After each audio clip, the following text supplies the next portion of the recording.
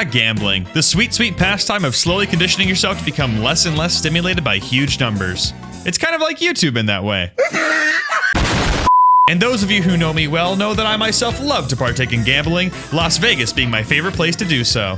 But the sad truth is, I can't just gamble whenever the heck I want to. If only I could log onto my favorite Toontown server and develop a chronic gambling addiction from the comfort of my own home.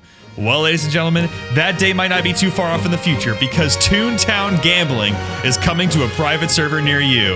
Or at least, here's why it should.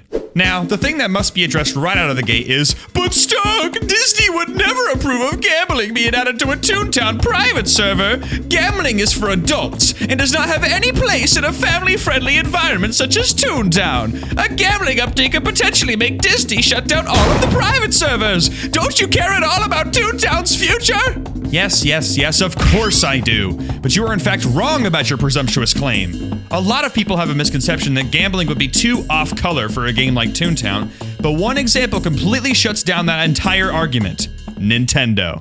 Nintendo games, especially during the GameCube era, are chock to the brim with explicit gambling, and as everyone knows, Nintendo, like Disney, also markets their content to a family-friendly audience. There are countless slot machine games all across the Mario Party series. Super Mario Sunshine features a casino level and boss battle, and Paper Mario: The Thousand-Year Door straight up has a casino where you can purchase tokens and gamble them away in a slot machine for prizes. And if that's still not enough for you, take a look at this guy, Luigi, and his series of gambling minigames for the Nintendo DS. Here you can play blackjack, poker, and other games where you can bet your hard-earned coins against the tides of luck itself. So yes, while I do understand the risk of adding gambling to Toontown, I think Nintendo serves as an example that gambling can still persist in a family-friendly setting. Because of that, I think it's completely reasonable to say that a Toontown private server could incorporate gambling into the game in some way.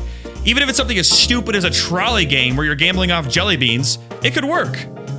But if I'm being honest with myself, I think we could do better than that. Welcome to a brand new episode of Clash Concept. Just kidding. This idea could be applied to any Toontown server, but it would have to be done right. I don't think jelly beans are valuable enough for people to care or even bother with gambling in the long run. I think if Toontown Rewritten were to add gambling, they could throw a slot machine or blackjack table in the Cartoonival area, where Toons could gamble using their tokens. If Corporate Clash wanted to add gambling, perhaps they could give us a currency similar to Batcoin to earn prizes, or perhaps incorporate it with the existing scrafting system. Though I will say, given the ties between jelly beans and scrafting materials, I do think that going in that direction would make gambling less compelling. Though now that I think about it, maybe making gambling not super compelling in your kid's game is probably the better way to go anyway. But either way, I hope you're all excited for the new and upcoming Toontown playground, Weezer's Palace.